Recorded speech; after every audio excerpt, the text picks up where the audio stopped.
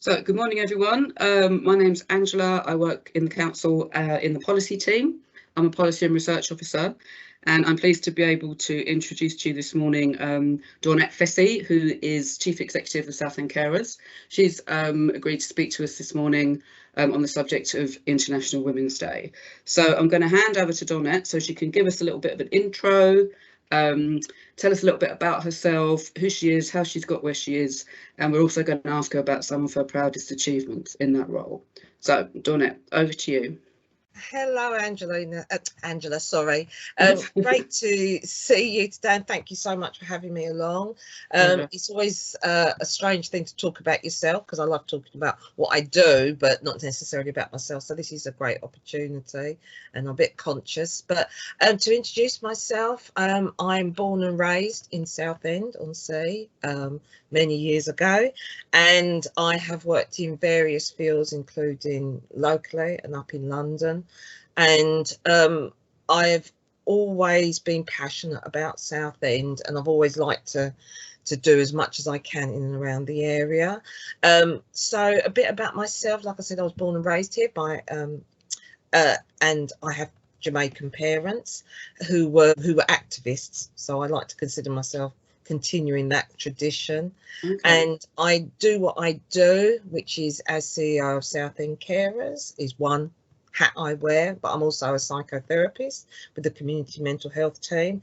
I'm also I've just begun a group that supports and develops EDI initiatives within the area. When it comes to my proudest achievement, though, I'd say that's being a mother.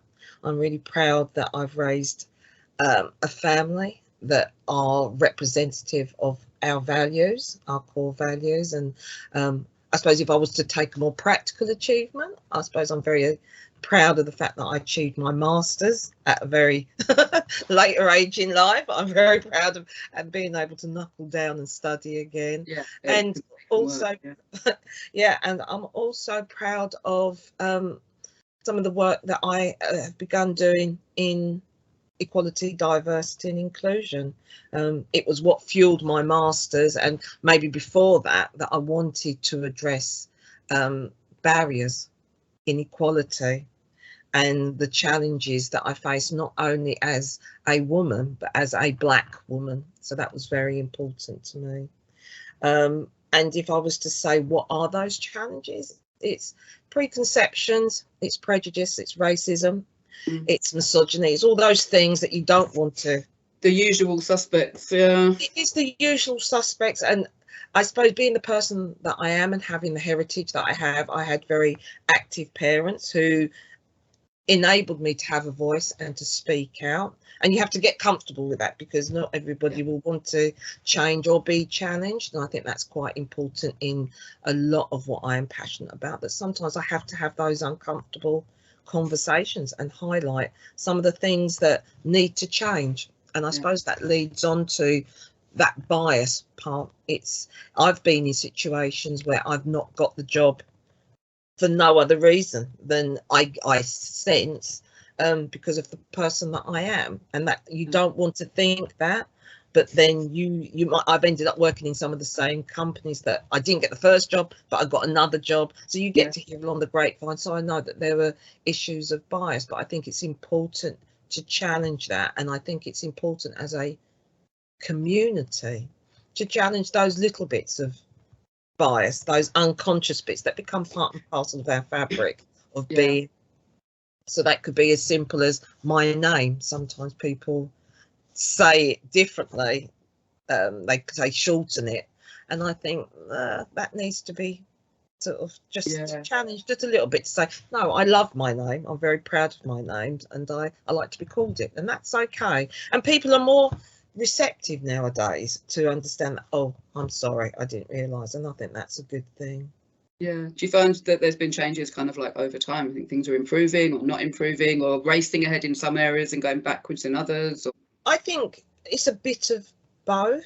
For the work that I do, I think it's so important to ensure that leaders are aware of their responsibility, and that there is learning opportunities, and that you can have those conversations, because there's something that I always found: policies and procedures are great, but they stay dusty on the shelf, and I think they need to be brought to life and they need to be activated.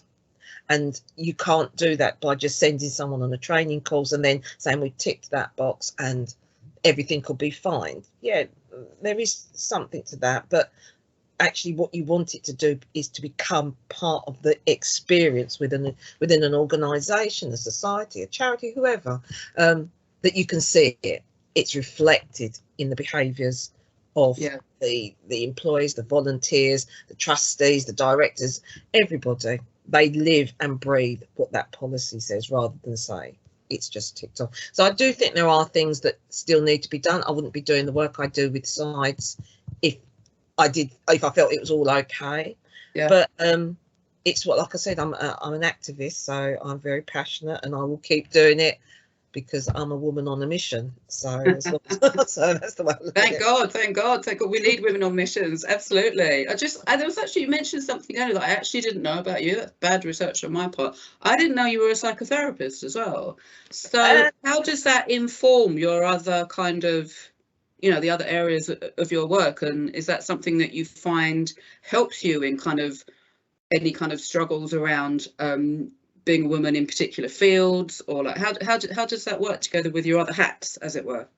I love being a psychotherapist, and I'm really I'm very fortunate to work within EPUT locally, and I think I'm able to communicate my learning in that agency by highlighting what not my experiences, but my perspective, which is outside the norm.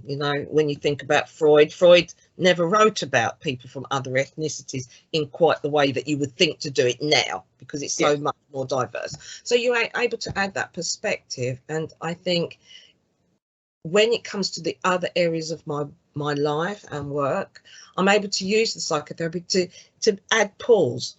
That sometimes you just can think about human behaviours, human nature, the anxieties, the stresses. And so some of the things that I've become quite passionate about is, especially within mental health, is the barriers to accessing mental health for those from other ethnicities. Yes. To have a black therapist is not usual. There's very few of us, and from other ethnicities as well, so I won't just say black.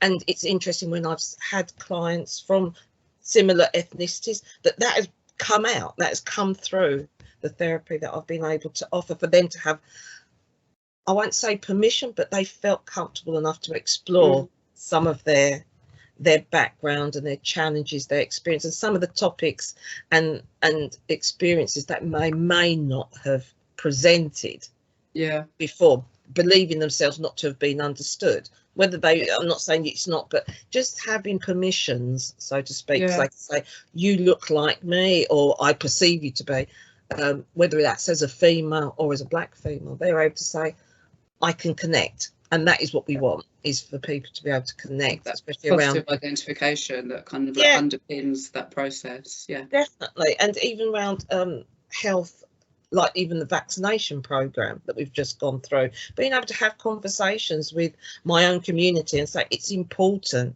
to go and do that because of X, Y, and Z. It brought the barrier, it broke the barrier. So we were able to say, come on, yes, we can do it. I've done it.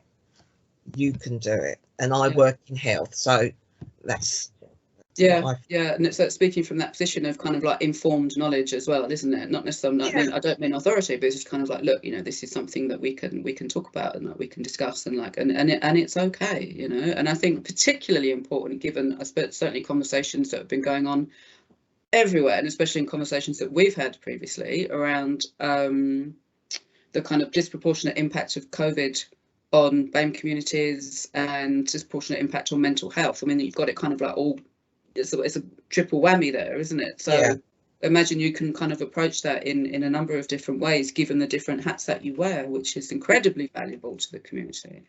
Well, I hope so. It's who I am. It's how I've evolved, and for me, I take that being a psychotherapist makes me feel brave enough to have conversations. Yeah. And I think that's the bit that I also see in the work I do with sides, in that we have to get comfortable with the conversations about whatever protected characteristic, Yeah. and sometimes we don't want to upset, or we might have thoughts, but actually, or we might behave in a certain way, or people we know do, or whatever. We might have histories that are more challenging to explain, but I think creating safe spaces, which I do in therapy, within the community work I do, and reassuring people it's okay, and being able to hold someone in that space, yes, when they're talking about their experience, whether it's as a woman, or whether it's a black woman, or a woman from any other ethnicity, or someone from the Muslim community, or from who's disabled or has ability issues, anything and everything should be able to be there, to have a discussion and to learn. I think that's the thing that my psychotherapy also facilitates, is that I don't know who I'm coming through the door, so I have to sit back and listen and tune in, and I think it's so useful in the work that I do with sides. Absolutely, and that's a real kind of that's a real combination. I think a very, very kind of productive, kind of useful combination. And I think having those kind of the tools of psychotherapy must be incredibly useful in a lot of the work that you do, in terms of, as you say, creating spaces to for people to have conversations, and very much creating those kind of holding spaces. I mean, there's your Winnicott, right? Very much kind of creating those spaces where people can be held, and there is that sense of some sort of secure attachment. And underpinning that is that you need that positive identification. I did a lot of psychoanalysis when I was at college, so I get that. I really do. I mean, we've kind of got a bit off topic, but I think it's really I wasn't going to start mentioning names, so I thought, oh well, okay. That's potentially a very long conversation. Maybe one we can pick up another time, because I'd love to. Definitely. But need to kind of get towards the end of wrapping this up. But I just wanted to ask you as well, and thank you so much for sharing that with us. I just wanted, the final question, I suppose, is: are there any particular projects or ongoing work that you would like to highlight to us at all during this interview? Most definitely sides. I am very passionate about, like I said, supporting inclusivity, diversity and equality in Southend.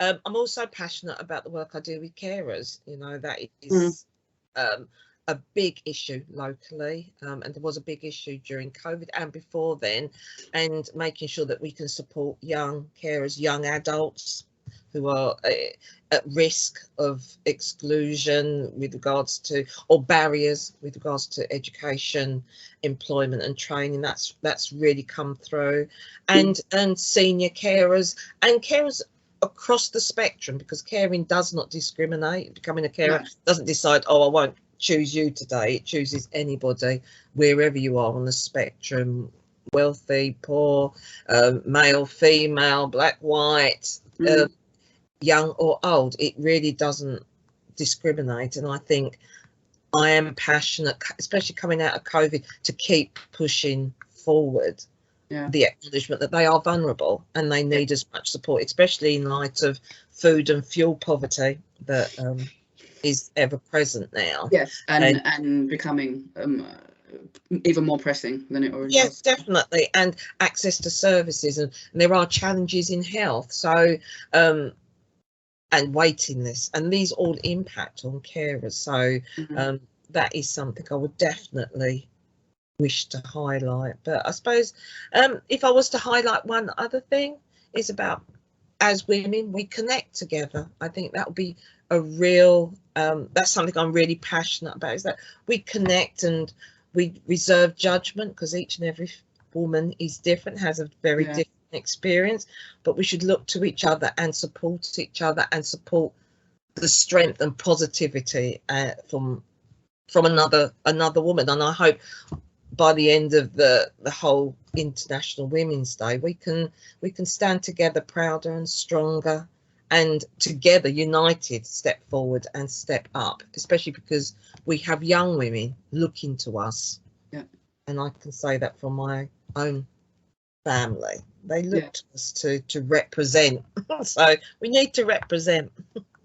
Yeah, no, absolutely agreed. Honestly, Dawnette, it's been an absolute pleasure speaking to you this morning. Thank you again for your time. I know how busy you are. Thank you again for your time. And thanks again for speaking to us about International Women's Day. And I look forward to many more conversations. We will, especially about Winnicott. So enjoy the rest of your day. Thank you so much. You too. Thank you very much.